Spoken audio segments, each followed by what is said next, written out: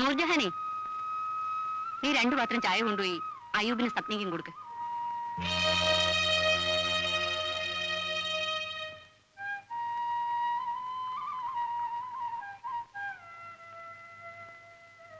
സബ്ന, സബ്ന,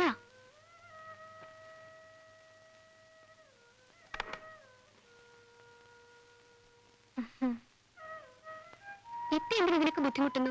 ഞങ്ങൾക്ക് വേണ്ട കാപ്പി ഞാൻ ഒന്ന് എടുത്തുകൊണ്ട് പോരുമായിരുന്നല്ലോ. ഇതൊക്കെ ഒരു ബുദ്ധിമുട്ടാണോ?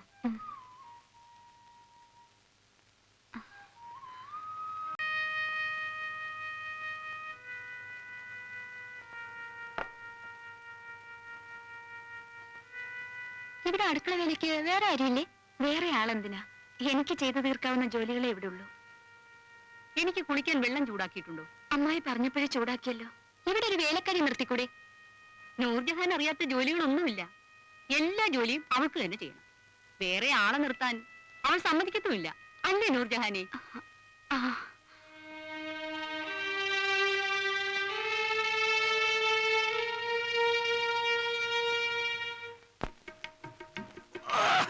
പണ്ടാരടങ്ങ തുറക്കണമില്ല. അല്ലേ അവിടെ കിടക്കട്ടെ, ആരെങ്കിലും അടച്ചോളൂ. അതോ എന്തൊരു മഴയാണിത്, ഒരു കാര്യവും നടക്കൂല ഇത് കാരണം.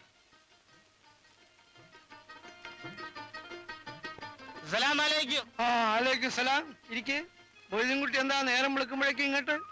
പിന്നെ വരാണ്ടിരിക്കാൻ പറ്റുവാ? സ്ത്രീധന 1 ലക്ഷം രൂപയും 50 പവന്റെ സ്വർണവും ഒരു കാലം നിങ്ങൾ മേടിച്ച് കല്യാണം കഴിച്ച് ചെറുക്കനും പെണ്ണും കൂടി സുഖാവുകയും ചെയ്ത്, എന്നിട്ട് മൊയ്തീൻകുട്ടിയുടെ അക്കൗണ്ട് നിങ്ങൾ തീർത്താ? നമ്മളെ 3% കാര്യമാണ് ഈ പറയണതേ. എന്ത് പൊടി കിട്ടി? ബ്രോക്കർ കൂലി. കൂലിയും കീഴിയൊക്കെ പറഞ്ഞ് വെറുതെ ആരെ കൊച്ചാക്കരുതിട്ട ഹാജിയാരിക്ക. അതൊക്കെ പഴഞ്ചനാണ്. ഇപ്പോഴത്തെ പേര് ബ്രോക്കർ കമ്മീഷണറാണ്. കമ്മീഷണറോ കമ്മീഷനോ? കമ്മീഷൻ മേടിക്കുന്നവരാണല്ല കമ്മീഷണർ. നമ്മുടെ അക്കൗണ്ട് ഇപ്പൊ ക്ലോസ് ചെയ്യണം. എടോ കമ്മീഷണറെ, പലപ്പോഴായിട്ട് രൂപ കുറെ താൻ വാങ്ങിയിട്ടുണ്ടല്ലോ. എന്ത് മേടിച്ചിട്ടുണ്ടെന്ന് എന്ത് ഭർത്താനാണ് ഈ പറയണത്? ചായക്കും ബസൂലിക്കായിട്ട് ഒരു 100 രൂപ മേടിച്ചിട്ടുണ്ട്. ഇപ്പോഴത്തെ കണക്ക് വലുത് ഇക്കാക്കറിയാവാ? 3% ആണ്. അതാണ് യൂണിയൻ തീരുമാനിച്ചിട്ടുള്ളത്. അല്ല, നിങ്ങൾക്ക് വായോ യൂണിയനും ഒക്കെ? എന്താണ് പാടില്ലേ? എല്ലാവർക്കും യൂണിയൻ ആകാമെങ്കിൽ പിന്നെ ഞങ്ങൾക്ക് എന്തുകൊണ്ട് പാടില്ല എന്ന്? ഞങ്ങളുടെ യൂണിയന്റെ പേരാണ് AKMBU എന്ന് വെച്ചാല് ആ കേരള മാരേജ് ബ്രോക്കേഴ്സ് യൂണിയൻ. അവരാണ് ഇപ്പൊ ഞങ്ങളുടെ ഈ കമ്മീഷണറൊക്കെ നിശ്ചയിക്കണത്. എന്ത് പൊടി കിട്ടി? അൽഹംദുലില്ലാഹ്, എല്ലാ സ്തുതിയും നിനക്ക് തന്നെ. അപ്പൊ പിന്നെ 1 ലക്ഷം രൂപയുടെയും 50 സ്വർണത്തിന്റെ കാറിന്റെ 3% കണക്കാക്കിയിട്ട് നമ്മളെ പറ്റി കഴിച്ച് ബാക്കി കാട് എന്നാല് ഞാനങ്ങോട്ട് പോയേക്കാ. നടക്കാവുന്ന കാര്യം വല്ലതും പറ എന്റെ AKMBU കമ്മീഷണറെ. ഇതിലൊരു കാശ് കുറഞ്ഞാ മൊയ്തീൻകുട്ടി വാങ്ങൂല, അവരെന്നെ കൊല്ലും. ആരാണ്? AKMBU. എനിക്ക് കാശൊന്നുമില്ലെങ്കിലേ അവിടെ ചെന്ന് പറഞ്ഞാ മതി, അവര് വന്ന് വാങ്ങിച്ചു തന്നോളും. എന്ത് പൊടി കിട്ടി? ഒന്നും പൊടി കിട്ടിണ്ടാവില്ല, എനിക്കറിയാത്. അവന്മാരെ ഒന്നും ഞാൻ അയക്കണ്ട. 3% വെച്ചുള്ള കാശല്ലേ മൊയ്തീൻകുട്ടിക്ക് വേണ്ടു. തന്നേക്കാം. അല്ല, തന്നേക്കാമെന്ന് ഒരു എളുപ്പം കൂടാതെന്ന് പറഞ്ഞല്ലോ. എവിടെ നിന്ന് കൊടുക്കാനാ? അത് തന്നെയാ ഞാനും ആലോചിക്കുന്നത്. എവിടുന്ന് കൊടുക്കാനാ? പ്രസന്റ് കണക്കും പറഞ്ഞ് ഇങ്ങോട്ട് വന്നാൽ ഇവിടെ ഒന്നും ചെലവാകില്ല. 1000 രൂപ എനിക്ക് വേണ്ടത്. 1 ലക്ഷം രൂപയുടെയും 50 സ്വർണത്തിന്റെയും കാറിന്റെയും 3%. 1000 ഉലുവേ. ഇതിനു മുമ്പ് കുറച്ചൊക്കെ താൻ വാങ്ങിച്ചിട്ടില്ലേ? ഇനി അരി വാങ്ങാൻ കാശില്ലെന്നും പറഞ്ഞ് ഓടിക്കളിച്ച് വരുമ്പോൾ അപ്പോഴും വല്ലതും തരണ്ടേ? എല്ലാം കണക്കൂട്ടി നോക്കുമ്പോ താൻ പറഞ്ഞ 3%-ലും കൂടുതലാകും. അതൊരു ന്യായമാണല്ല. ശരി, അപ്പൊ പിന്നെ കാണാം.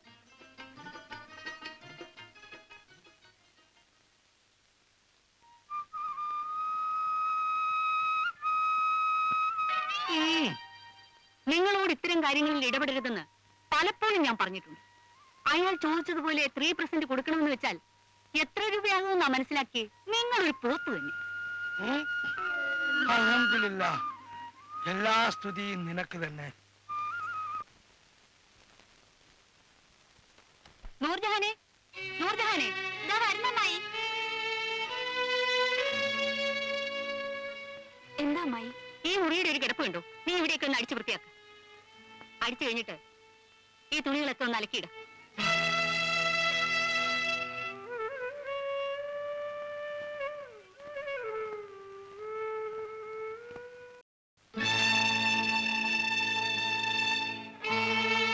ഇതൊക്കെ ഞങ്ങളുടെ വസ്ത്രങ്ങളല്ലേ?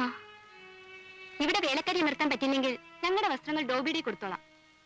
ഇത്തേ കൊണ്ട് ഇതൊന്നും ചെയ്യിക്കരുത്. ഞാൻ പറഞ്ഞു ചെയ്യിച്ചതൊന്നുമല്ല, അവൾ അവളുടെ ഇഷ്ടത്തിന് ചെയ്തതാ. കേട്ടോടി, നീ തോന്നിവാസം കാണിച്ചിട്ട് കുറ്റം ഇപ്പൊ എനിക്ക്.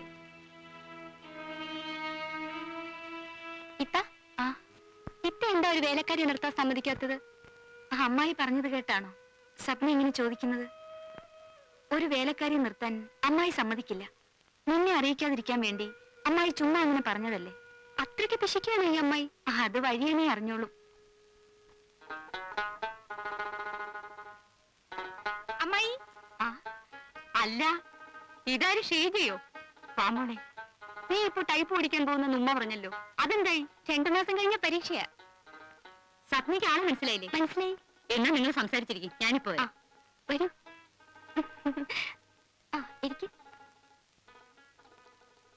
ഞാൻ വിചാരിച്ചു എന്നെ മനസ്സിലായി കാണില്ലെന്ന്.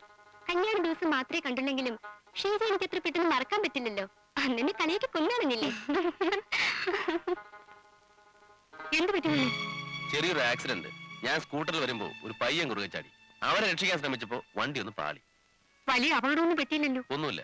നൂർജഹാൻ എവിടെ? ഒരല്പം ചൂട് പിടിക്കാൻ. അവള് കുളിക്കുക. കഴിഞ്ഞു നോക്കട്ടെ. നൂർജഹാനെ, നൂർജഹാനെ, ഇപ്പൊ വരാമായി.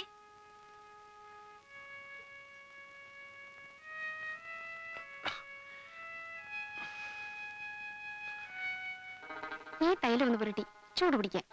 ഞാൻ പറ്റിക്കോളാം. കൈ ചീത്താക്കണ്ട, ഞാൻ പുരട്ടി തരാം. ഞാൻ പുരട്ടി തരാം. ശരി, ഇത്രയ്ക്ക് ഭാരിച്ച ജോലികളൊന്നും നീ ചെയ്യണമെന്നില്ല.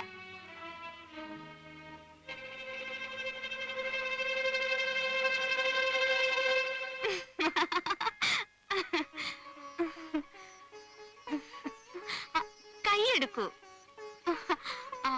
പിന്നെ നീ എന്തിനാ കരയുന്നത്? ഞാൻ ഇക്കയ്ക്ക് മരുന്ന് പുരട്ടാൻ ചെന്നതിന് ഇപ്പൊ എന്നെ വഴക്ക് പറഞ്ഞു. ആര്? നൂർജഹാനോ? നീ ഇവിടെ വഴക്ക് പറഞ്ഞു? എന്തിന്? എന്തിനാണെന്ന് ഷീജ പറഞ്ഞില്ലേ? ഞാനിപ്പോ ചോദിച്ചത് നിന്നോടാ. ഞാനിവിടെ ഉള്ളപ്പോ എന്റെ ഭർത്താവിനെ ശുശ്രൂഷിക്കാൻ മറ്റൊരാൾ എന്തിന്? ഇവള് മറ്റാരുമല്ലല്ലോ. ഇവിടത്തിന് മരുന്ന് പുരട്ടി കൊടുത്തെന്ന് വെച്ചിട്ട് ആകാശം ഇടിഞ്ഞു വീഴില്ല. ഇവൾ അവന്റെ മാമയുടെ മകളല്ലേ, ഭാര്യയല്ലല്ലോ. ഓ, ഭാര്യ. ഈ ഭാര്യ എന്ന് പറയുന്നത് 3 മൊഴിയുടെ ബന്ധമല്ലേ? മാമായുടെ മോളെന്ന ബന്ധം എപ്പോഴും കാണും. അപ്പൊ എന്നെക്കാളും ഇത്തേക്കാളും ഷീജയ്ക്കാണ് ഇവിടെ കൂടുതൽ ബന്ധം അല്ലേ അമ്മായി? നിന്നെ ആരെങ്കിലും ഇങ്ങോട്ട് വിളിച്ചോ? ഇത്ത ആയതുകൊണ്ട് ഇവിടം കൊണ്ട് അവസാനിച്ചു. ഞാനായിരുന്നെങ്കിൽ, നീ ആയിരുന്നെങ്കിൽ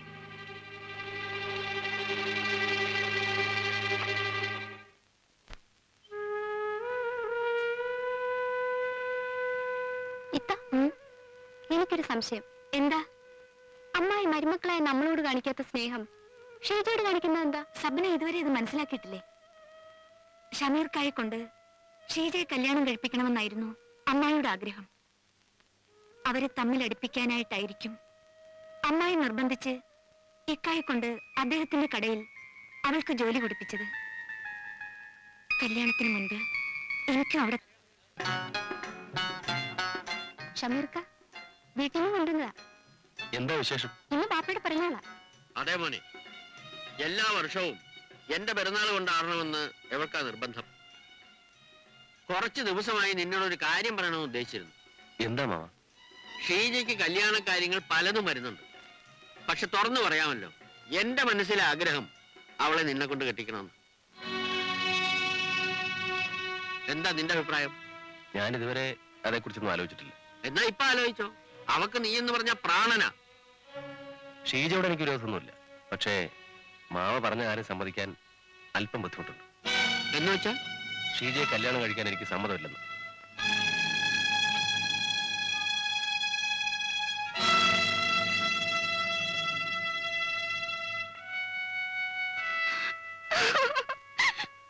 മണ്ടി പെണ്ണെ, എന്തിനാ കരയുന്നേ? ഇതിലും വലിയ എത്രയോ മലകൾ ചവിട്ടി കയറിയിരിക്കുന്നു. പിന്നെയാണോ ഈ കുന്ന്? നീ സമാധാനപ്പെടും. ഒരു തോന്നലിന് അവൻ എന്തോ പറഞ്ഞു പോയതാണ്. നാളെ അവനെ കൊണ്ട് ഇത് മാറ്റി പറയിച്ചില്ലെങ്കിൽ ഈ അമ്മായിയുടെ പേര് റംലയെന്നല്ല. ഷമീറക്ക നൂർജഹാനുമായി അടുപ്പത്തില്ല. അതോ ഇപ്പോ ഇതിനെതിരെ പറയാൻ കാരണം? അതോർത്ത് നീ വിഷമിക്കണ്ട. ഈ റംലയുടെ ശരീരത്തിൽ ജീവൻ ഉള്ളിടത്തോളം കാലം അവൻ അവളെ നിക്കാഹ് ചെയ്യാൻ പോകുന്നില്ല. ഞാനാ പറയുന്നത്. ഷീജ ഇന്ന് വന്നില്ല. അവളിൽ വരുമെന്ന് തോന്നുന്നില്ല. കാരണം ഇന്നലെ അവളും വാപ്പയും കൂടെ വീട്ടിൽ വന്നിരുന്നു. എന്നെ കൊണ്ട് ഷീജയെ കല്യാണം കഴിപ്പിക്കാമെന്ന് ഇന്നലെ ഉമ്മ അവൾക്ക് വാക്ക് കൊടുത്തിരിക്കുകയാണ്. ഒടുവിൽ ഒരുപാട് പ്രതിബന്ധങ്ങളെ തരണം ചെയ്താണ് ഞാനും ഷമീർക്കയും തമ്മിലുള്ള കല്യാണം നടന്നത്. ഞാനോളെ എതിർക്കാനുണ്ടായ കാരണം ഇനി വിശദീകരിക്കണ്ടല്ലോ. ഒന്നും വേണ്ട. ഏതായാലും അമ്മായിക്ക് ഷീജയോടുള്ള ഈ അതിരുകവിഞ്ഞ സ്നേഹം അപകടമാണ്.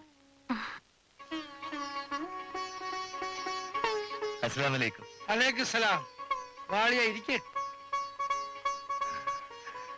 എപ്പോ വന്നു? ഇപ്പൊ എത്തിയതേ ഉള്ളൂ. ആ പിന്നെ എന്തെല്ലാം ഉണ്ട് വിശേഷങ്ങൾ? എന്ത് വിശേഷങ്ങൾ? ആ അങ്ങനെയാണ് പോകുന്നു. അൻസാരി മാമയും മോക്ക് പെരുന്നാൾ ഡ്രസ് കൊണ്ടുവന്നതാവും.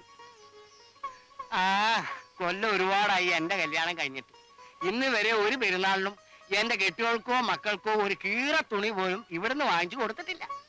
കീറത്തുള്ളി വാങ്ങി തന്ന് അസലാലി ആക്ഷേപിക്കാൻ ഞങ്ങളെന്താ അത്ര എരപ്പാളോ പറ്റുവാണോ?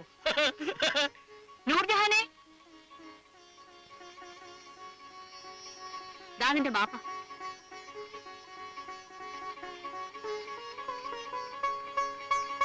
ഇതാ മോളെ ഇക്കൊല്ലത്തെ പെരുന്നാൾ പുടവ. അങ്ങനെ അങ്ങ് കൊണ്ടുപോയാലോ? ഞങ്ങളും കാണട്ടെ. ഇതാണോ ബാപ്പ പുന്നാരമൊക്കെ കൊണ്ടുവന്ന പെരുന്നാൾ ഡ്രസ്? ഇതിവിടെ കൂലിപ്പണിക്ക് നടക്കുന്ന പെണ്ണുങ്ങൾ പോലും ഉടുക്കത്തില്ല. ദാ നോക്ക്, സ്വപ്നയുടെ ബാപ്പ അവൾക്ക് കൊണ്ടുവന്നിരിക്കുന്ന പെരുന്നാൾ പുടവ. അന്തസ്സുള്ളവർ അങ്ങനെയാ. ഇതിന്റെ ഒന്നും ആവശ്യം ഇപ്പൊ ഇവിടെ ഇല്ല. അതും ഇത്രക്ക് വില കൂടിയ തുണികൾ. കല്യാണം കഴിഞ്ഞിട്ട് ആദ്യമായി വരുന്ന പെരുന്നാളല്ലേ എന്ന് വെച്ച് ചുമക്കാൻ വയ്യാത്ത ഭാരം എടുത്ത് തലയിൽ വെക്കണം. മാമയ്ക്ക് മകളായിട്ട് നൂർജ് മാത്രമല്ലല്ലോ, താഴെയും വേറെ പെൺകുട്ടികളില്ലേ. അവർക്കും കല്യാണപ്രായമായി വരികയാണെന്നുള്ള വിചാരം മാമയ്ക്ക് വേണം. മേലിതൊന്നും ആവർത്തിക്കരുത്, എനിക്കിഷ്ടമല്ല. കഴിഞ്ഞ തവണ ഞാൻ കൊണ്ടുവന്നിരുന്ന തുണികൾ ഒന്നും മോശമായിരുന്നില്ലല്ലോ. പിന്നെ എന്തിനാ ഈ മാറാപ്പുകളൊക്കെ ഇങ്ങോട്ട് കിട്ടിയെടുത്തു? നോമ്പും പെരുന്നാളും ഒക്കെ വരുമ്പോ മക്കളെ ഓർക്കാതിരിക്കാൻ ഉമ്മബാപ്പമാർ കഴിയൂ? അങ്ങനെ ദേഷ്യപ്പെട്ട് പോയാലളിയാ അളി ഇരുന്നാട്ടെ. മാമ പോവുകയാണോ? അമ്മായി കഥയില്ലാതെ എന്തോ പറഞ്ഞെന്ന് വെച്ച്. ഇല്ല സുനാലി, ഇവിടെ ഞാനൊരു അധികപ്പറ്റാണ്. ഇതിനു മുമ്പും എനിക്കിവിടുന്ന് മാനക്കേടെ കിട്ടിയിട്ട് ഇനി അത് താങ്ങാനുള്ള കരുത്ത് എനിക്കില്ല.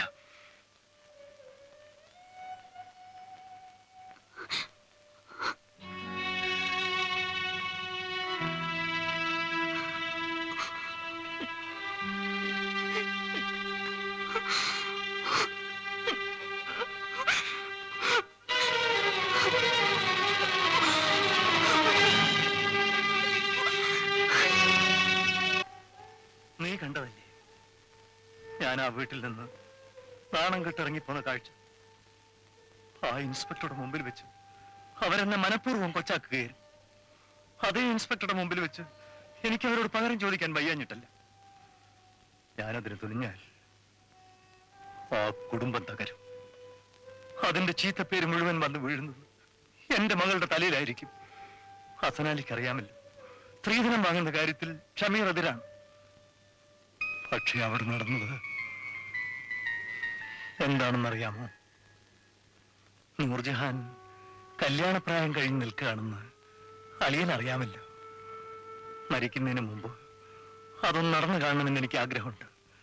അതിനെക്കുറിച്ച് സംസാരിക്കാനാണ് ഞാൻ ഇങ്ങോട്ട് വന്നത്. മോളുടെ കല്യാണത്തിന് പലതും സഹായം വേണമായിരിക്കും. വല്ലവരുടെയും മുമ്പിൽ കൈനീട്ടിക്കൊണ്ട് അവളുടെ വിവാഹം നടത്തണമെന്ന് എനിക്ക് ആഗ്രഹമില്ല. അങ്ങനൊരു ഗതികേട് വരികയാണെങ്കിൽ കുറച്ച് വിഷം വാങ്ങി അവൾക്കും കൊടുത്ത് ഞാനും കഴിക്കും. അളിയനല്ലെങ്കിലും പണ്ടേ ഒരു അഭിമാനിയാണല്ലോ.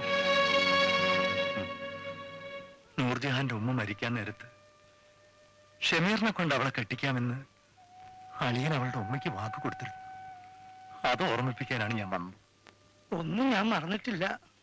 മറക്കാതിരുന്നിട്ടെന്താ? അന്നത്തെ കാലമാണോ ഇന്ന്? ഇന്നിപ്പോ ഷമീറിന് വല്ലതും കാര്യമായിട്ട് കിട്ടാനുള്ള ചുറ്റുപാടുണ്ട്. 50 പവന്റെ സ്വർണവും 50,000 രൂപയും തരാമെന്ന് പറഞ്ഞ കാര്യം ഞങ്ങൾ വേണ്ടെന്ന് വെച്ചിരിക്കുക. ഒരു കച്ചവടത്തിനായി ഞാൻ ഇങ്ങോട്ട് വന്നിട്ടില്ല. തന്നെയുമല്ല, നൂർജഹാനെ മാത്രം കെട്ടിച്ചയച്ചാ പോരല്ലോ, താഴെ 2 എണ്ണം വേറെയുമുണ്ട്. അളിയന് പെങ്ങൾക്ക് കൊടുത്ത് വാക്ക് പാലിക്കാൻ കഴിയില്ലെങ്കിൽ എനിക്ക് അതേക്കുറിച്ചൊന്നും പറയാനില്ല. പോകാൻ വരട്ടെ, അളിയനിരിക്കെ. എന്താ വേണ്ടത്? എന്നോടാണ് ചോദിക്കുന്നത്. ഒന്നും കിട്ടാതെ ഒരു പെണ്ണിനെ കെട്ടിക്കൊണ്ടുവന്ന് ചിലവിന് കൊടുക്കാൻ പറ്റില്ല. എന്റെ അറിവ് ശരിയാണെങ്കിൽ നൂർജിഹാനെ കല്യാണം കഴിക്കുന്നതാണ് ഷമീറിന് ഇഷ്ടം. ആ നിലയ്ക്ക് നമ്മുടെ ഭാഗത്ത് നിന്ന് ഒരു നീക്കുപോക്ക് ഉണ്ടാകുന്നതാണ് നല്ലത്. ബാപ്പയ്ക്കും മോനും അതാണ് ഇഷ്ടമെങ്കിൽ ഞാൻ കടുംപിടുത്തം പിടിച്ചിട്ടെന്താ? പക്ഷെ ഒരു കാര്യം, കുറഞ്ഞത് 25,000 രൂപയും 25 പവന്റെ സ്വർണവും കിട്ടാതെ ഈ കല്യാണം നടത്താൻ പറ്റില്ല. 25,000 രൂപയും 25 പവന്റെ ആഭരണം. ഇൻഷാ അല്ലാഹ് നോക്കട്ടെ. പൊന്നും പണവും തരുന്നത് യാതൊരു കാരണവശാലും ഷമീർ അറിഞ്ഞു പോകരുത്. കാശ് വാങ്ങി കല്യാണം കഴിക്കുന്നതിൽ അവൻ എതിരാ. അവൻ അറിഞ്ഞാൽ ഈ കല്യാണം നടക്കലുണ്ടാവില്ല.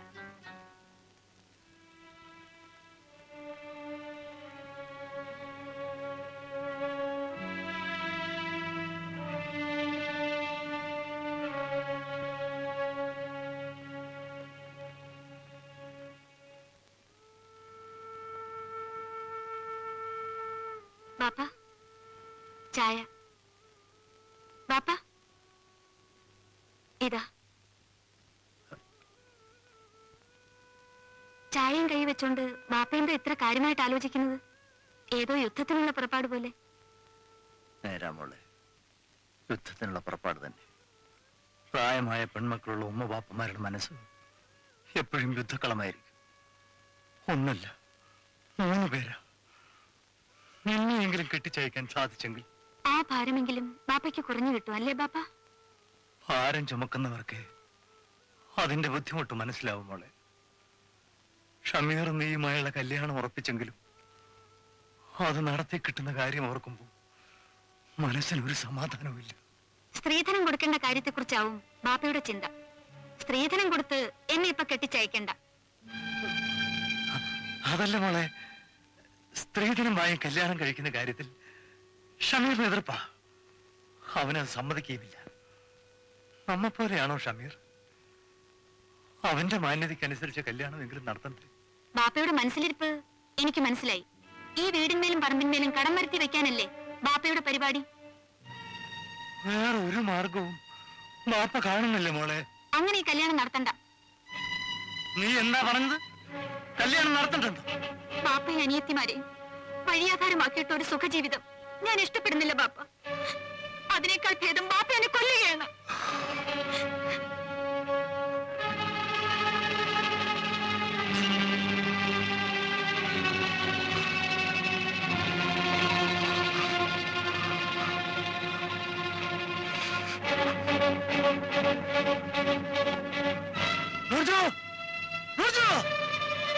എന്താ ബാപ്പ?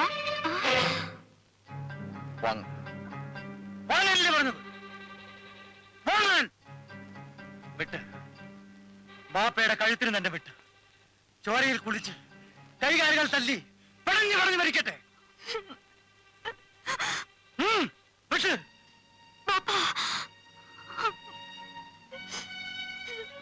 എന്താ സാധിക്കുന്നില്ലേ? ഇത് തന്നെയാണ് മോളെ ബാപ്പയുടെ അവസ്ഥ. നിങ്ങളെ മരിക്കാൻ അനുവദിക്കാൻ ബാപ്പയ്ക്കാവില്ല. നിങ്ങളെ കണ്ടുകൊണ്ട് കെട്ടിത്തൂങ്ങാനും എനിക്ക് കഴിയുന്നില്ല. ഇനി ഞാൻ എന്ത് ചെയ്യണം? നൂർജു, ബാപ്പ എന്ത് ചെയ്യണം?